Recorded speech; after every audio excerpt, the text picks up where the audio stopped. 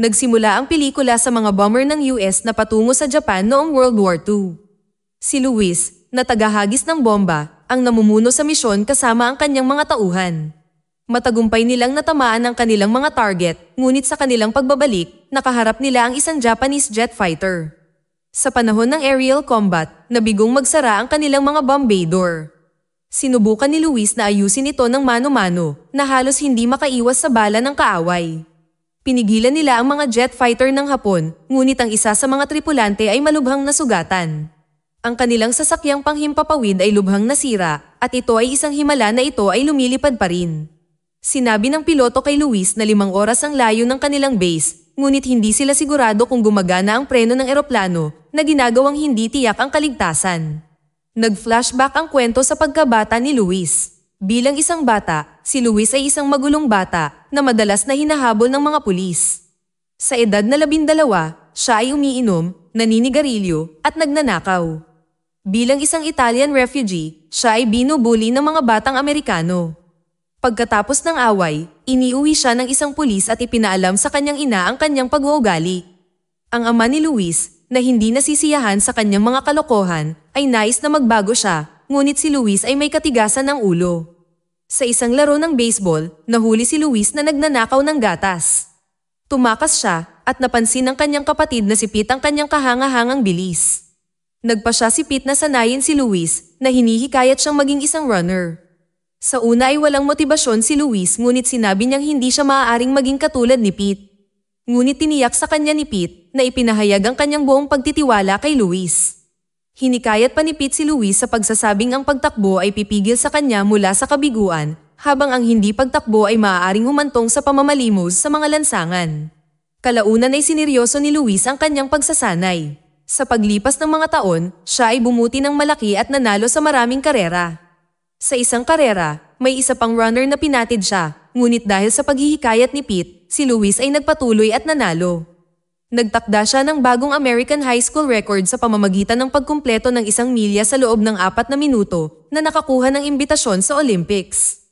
Habang naghahanda si Luis na umalis para sa 1936 Olympics, hiniling niya kay Pete na sumama sa kanya. Tumanggi si Pete sa paniniwalang hindi mananalo si Luis. Sumang-ayon si Luis ngunit nangakong patutunayan ang kanyang sarili sa susunod na Olympics sa Tokyo. Hinikayat siya ni Pete na nagsasabi na ang pagtitiis sa sakit ay nagkakahalaga ng habang buhay na kaluwalhatian. Ibig sabihin, ang pagdaig sa mga paghihirap ay hahantong sa sukdulang tagumpay. Pagkatapos nito, umalis si Luis para sa Olympics. Balik tayo sa kasalukuyan, sa wakas ay narating nila ang kanilang base at sinubukan maglanding.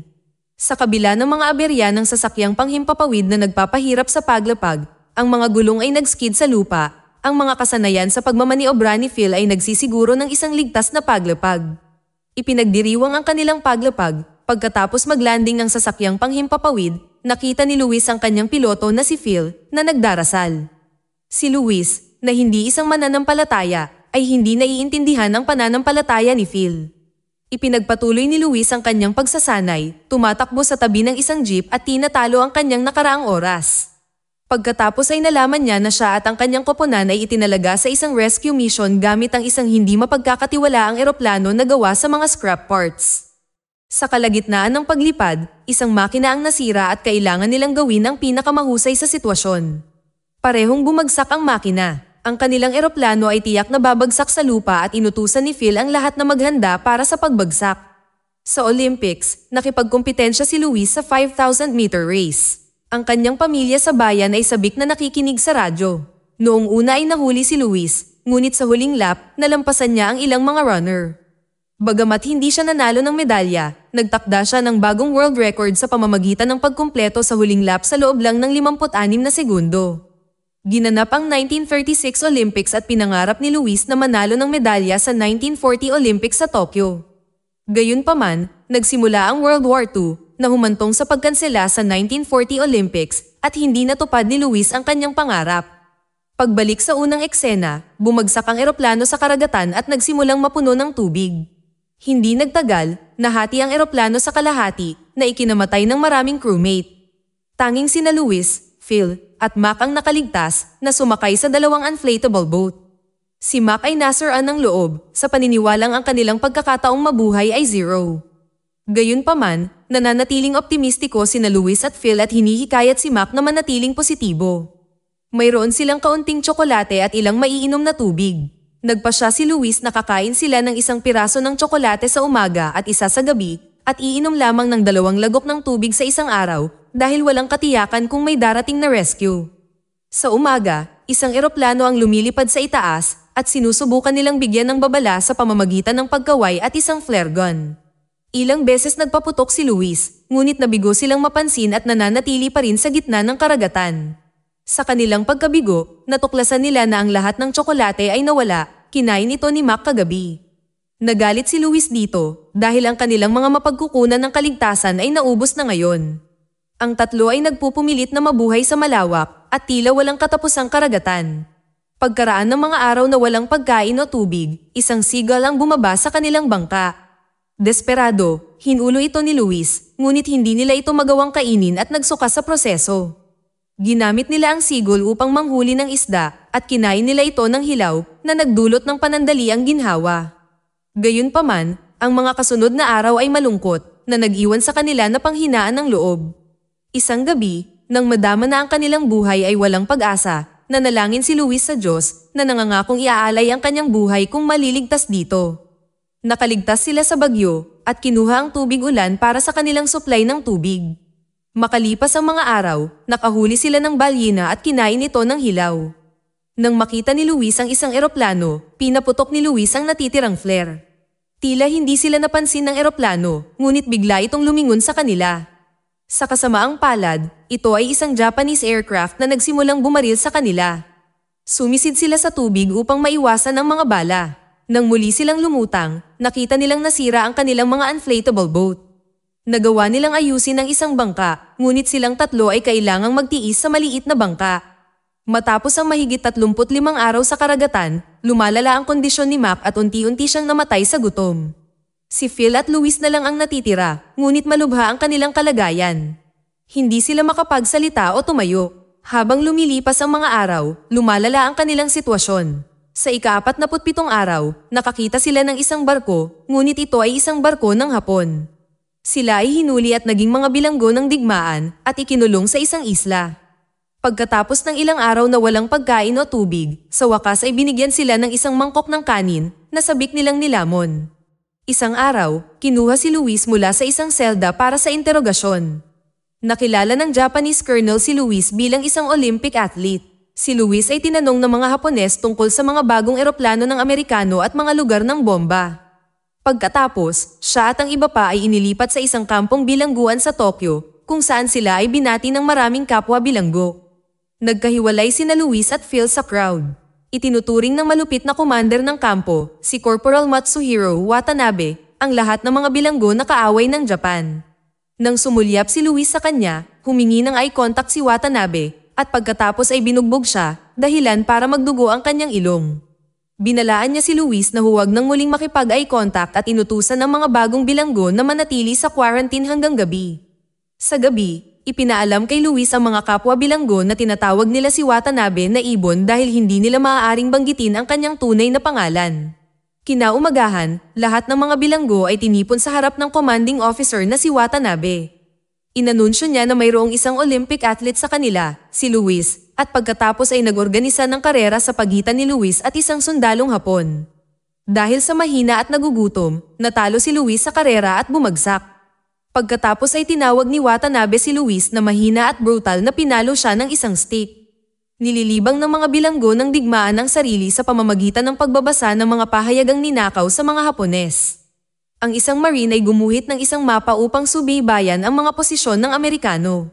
Nakita ni Luis ang isang bilanggo na natanggal ang ilan sa kanyang mga kuko dahil sa pagpapahirap para sa impormasyon. Sa kabila ng kanilang paghihirap, lahat sila ay sumang-ayon na huwag tulungan ang kaaway.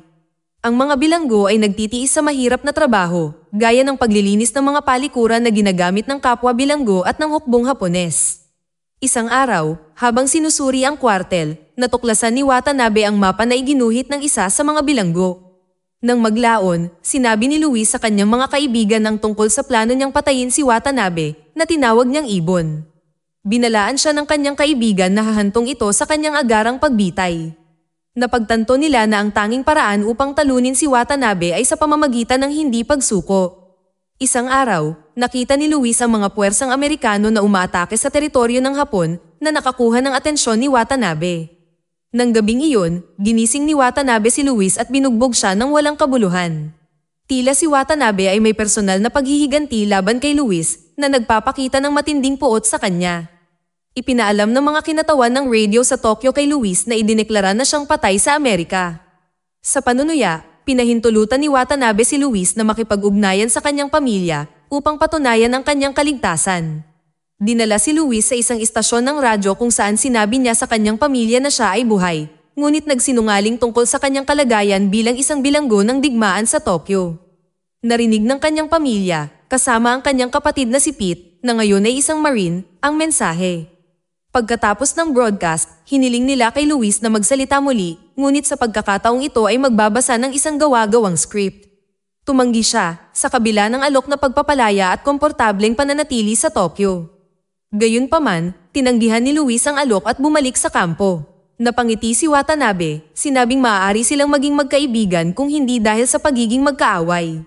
Inutusan niya ang iba pang mga bilanggo na suntukin si Luis isa-isa upang turuan siya ng paggalang. Noong una ay tumanggi ang mga bilanggo, ngunit nang ang isa ay pinagbantaan ng pambubugbog, hinimok sila ni Luis na suntukin siya. Tiniis ni Luis ang mga suntok mula sa lahat ng mga bilanggo sa buong araw. Makalipas ang ilang araw, ang mga bilanggo ng Amerika ay nagtanghal ng isang dula upang aliwin ang hukbong Hapones. Umupo si Watanabe sa tabi ni Luis at ibinahagi na siya ay na-promote at aalis na. Nang maglaon, umalis si Watanabe sa kampo. Isang gabi, ang kampo ay binomba ng Allied Forces na sinira ito ng buo. Kinabukasan, inilipat ang mga bilanggo sa isang bagong kampo na may mas malupit na kondisyon. Bumagsak si Luis nang makita si Watanabe na nagpahayag ng parehong pananalita tulad ng dati. Nang mapansin si Luis, hiniling ni Watanabe na tingnan siya sa mga mata. Nang hindi sumunod si Luis, pinalo siya ni Watanabe gamit ang kanyang stick.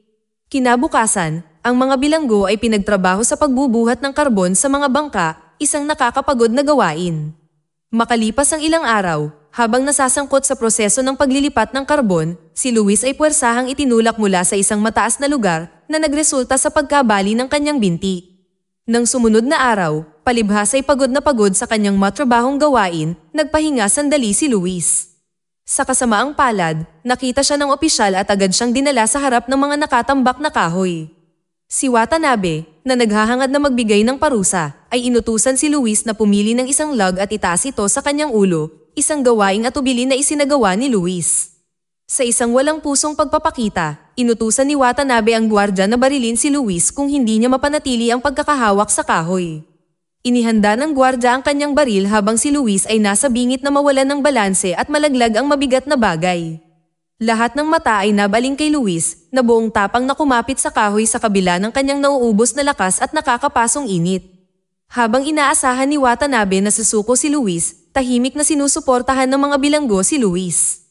Nagpakita ng pagkabalisa si Watanabe, naghihintay na mahulog ang kahoy. Sa halip, mapanghimagsik na itinaas ni Luis ang kahoy ng mas mataas, tinitigan ng mga mata ni Watanabe at sumisigaw sa pagsuway. Ang gawang ito ng katapangan ay nagbigay inspirasyon sa mga bilanggo. Lalong lumala ang galit ni Watanabe at sinabi kay Luis na huwag siyang tingnan, ngunit nanatiling matatag si Luis.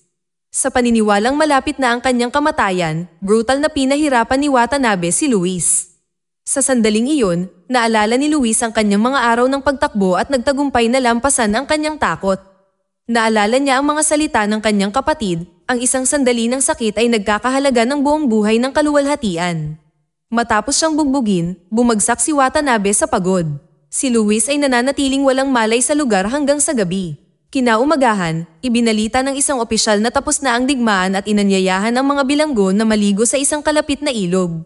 Sa una ay natatakot na mapatay, sila ay napanatag nang ang isang American bomber plane ay lumipad sa itaas na nagpapatunay sa pagtatapos ng digmaan. Nagdiwang ang mga bilanggo sa ilog. Hindi nagtagal ay dumating ang mga supply sa kampo at sabik na kinuha ito ng mga napalaya na bilanggo. Habang nagdiriwang sila, pumunta si Luis sa cabin ni Watanabe at nakitang wala itong laman na mayroon lamang tungkod at larawang naiwan.